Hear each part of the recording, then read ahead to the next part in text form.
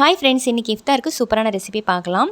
இந்த ரெசிபி செய்கிறதுக்கு ஒரு பவுலில் ஒரு கப் அளவுக்கு கோதுமை மாவு, அரை கப் அளவுக்கு சத்து மாவு எடுத்துக்கலாம். இந்த சத்து மாவு ராகி, கம்பு, நட்ஸ்லாம் போட்டு ரெடி பண்ணது.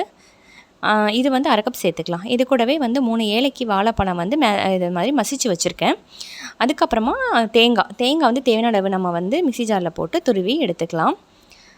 அதுக்கப்புறம் பார்த்திங்கன்னா இது கூடவே வந்து கொஞ்சமாக சால்ட்டு, ஒரு பிஞ்ச் ஆஃப் சால்ட் அந்த மாதிரி சேர்த்துக்கலாம்.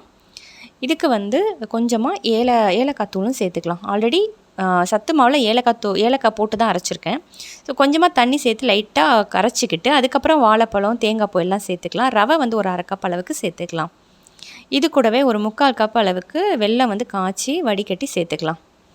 எல்லாத்தையும் சேர்த்து நல்லா வந்து மிக்ஸ் பண்ணிவிட்டு ஊற வச்சிடலாம். ஒரு 1/2 hour 1 hour நல்லா ஊறட்டும். அதுக்கப்புறமா நம்ம வந்து தோசையாவோ இல்லை வந்து பணியாரமாவோ ஊற்றிக்கலாம். இப்போ இது கூடவே சோடா மாவு வந்து லைட்டாக சேர்த்துக்கலாம். சோடாவை வந்து லைட்டாக சேர்த்து மிக்ஸ் பண்ணிவிட்டு இந்த மாதிரி வந்து நான் வந்து பணியாரம் மாதிரி ஊற்றி எடுத்துக்கிறேன். லைட்டாக ஆயில் சேர்த்துட்டு பணியாரம் மாதிரி ஊற்றி எடுத்துக்கிட்டோம்னா ரொம்ப டேஸ்ட்டாக இருக்கும். இந்த ரெசிபி ட்ரை பண்ணி பாருங்கள். ரவெல்லாம் சேர்த்து ரொம்ப நல்லாயிருக்கும். இன்றைக்கி இஃப்தாருக்கு பார்த்தீங்கன்னா ரோஸ் மில்க்கு, ஃப்ரூட் கஸ்டர்டு, நன்னாரி, மெதுவடை, பருப்பு வடையும் கலந்து போட்டிருக்கேன். அதுக்கப்புறம் சாத்துக்குடி ஜூஸு, ட்ரை ஃப்ரூட் ட்ரிங்க்கு, கொண்டக்கடலை, சமோசா, பன்னீர் சமோசா ரெடி பண்ணியிருக்கேன். ஸோ இன்றைக்கி இஃப்தாருக்கு வந்து இதெல்லாம் தான் ரெடி பண்ணியிருக்கேன். நாளைக்கு என்னென்னு சொல்லி பார்க்கலாம். இந்த பன்னீர் சமோசா வந்து ரொம்ப டேஸ்ட்டாக இருக்கும். ரெசிபி வேணும்னா கேளுங்க, சீக்கிரமாக போஸ்ட் பண்ணுறேன். தேங்க்ஸ் ஃபார் வாட்சிங்.